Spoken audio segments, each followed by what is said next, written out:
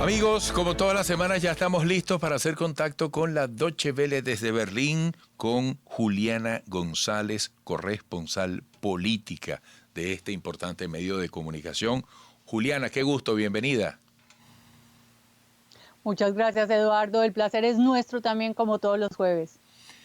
Bueno, Juliana, precisamente en nuestro programa tempranamente leíamos este titular de la Deutsche Welle: Alemania mantiene restricciones hasta el 28 de marzo. Por cierto, te comento desde esta parte del mundo que ayer fue noticia en Venezuela la llegada de la cepa brasileña, la variante brasileña. Y todo esto, bueno, tiene al planeta muy preocupado porque es otro problema que se agrega en paralelo al que ya venimos confrontando con el coronavirus.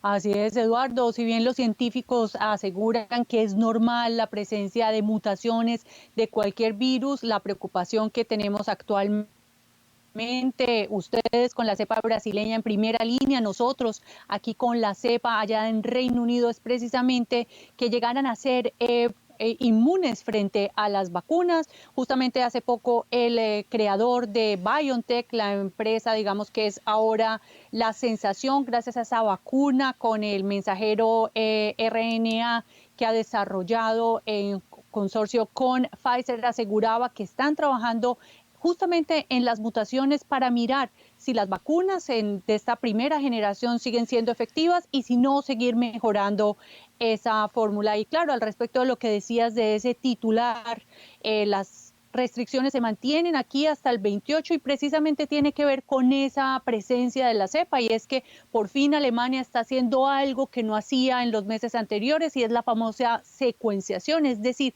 analizar cada una no, pero la mayoría de las pruebas que se toman para saber si es la cepa original o las mutaciones de esa cepa. Y lo que se ha encontrado precisamente, Eduardo, es que el 47% de los nuevos casos registrados en Alemania de contagios tienen que ver con la cepa de Reino Unido básicamente. Las otras dos fuertes, como la de Brasil y la de Sudáfrica, también están presentes, pero en menor medida. Y esta, como se sabe hasta la fecha, es altamente transmisible, lo cual ha hecho que se retroceda un poco en este proceso de mantenernos en el confinamiento, con la idea de que a esta altura del año ya pudiéramos hablar de un desconfinamiento, pero esto es lo que lo ha limitado y esto es lo que hace que hasta el 28 de marzo muchas de las medidas se mantengan en lugar, salvo en aquellos lugares que presenten una tasa media de contagio de 50 por cada 100.000 habitantes o por debajo de ellos. Ellos gozarán de muchas más libertades. Wow, Juliana, qué interesante lo que estás describiendo, sobre todo porque ha sido un largo trecho de tensión, de desesperación, pero sobre todo, y no podemos perder el foco, de persistencia, porque así lo requieren las circunstancias. Mira, me ha llamado también la atención que el servicio de inteligencia alemán ponga bajo supervisión al mayor partido de oposición. ¿Cuál es la razón?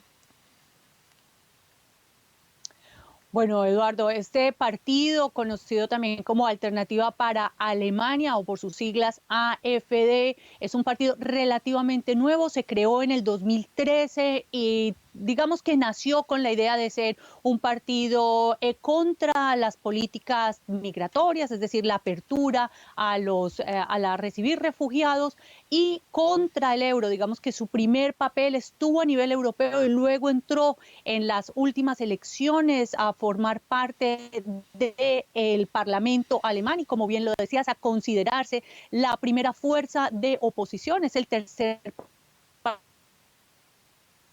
partido más votado en la 17, y el problema de este partido no son posiciones de centro, sino que se ha puesto muy a la derecha de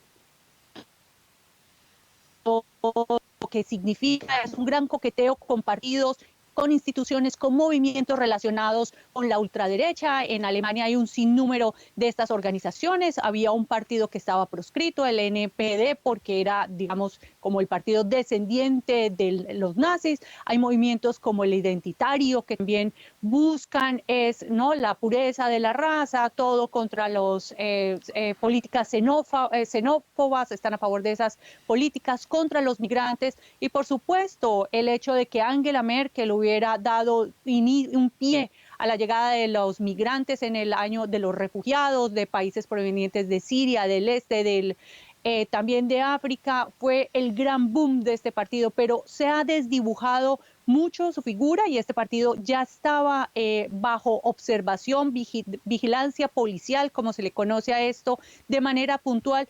Y ahora, faltando 7 meses para las elecciones, se pone a nivel nacional precisamente por esos coqueteos con los partidos de la ultraderecha.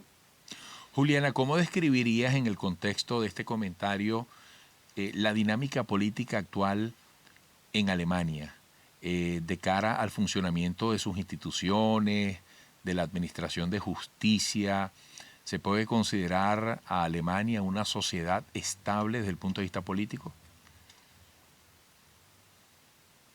Sí, es sin duda un país que le apuesta muchísimo a la estabilidad. Una de las figuras quizás más interesantes en esta democracia parlamentaria, hay que mencionarlo, es que la decisión de quién va a gobernar depende del partido, es decir, la gente sale a votar por el partido, cada partido tiene un candidato que lo representa, pero ese candidato o ese partido no tienen la potestad prácticamente de gobernar en solitario, porque tienen que entrar obviamente a negociar con el Parlamento, y al ser una democracia parlamentaria necesitan la mayoría de esos votos, y es por eso, Eduardo, que vemos fenómenos aquí en Alemania que no son tan comunes en el resto del mundo, como es, por ejemplo, las coaliciones de gobierno. Es decir, en este momento, por ejemplo, Angela Merkel está en el poder, pero no está sola. Su partido, que es la democracia cristiana, la Unión Democrática Cristiana, está asociado a los socialdemócratas, que tradicionalmente ha sido su mayor competidor. Por eso es que cuando hablamos de la AfD como la tercera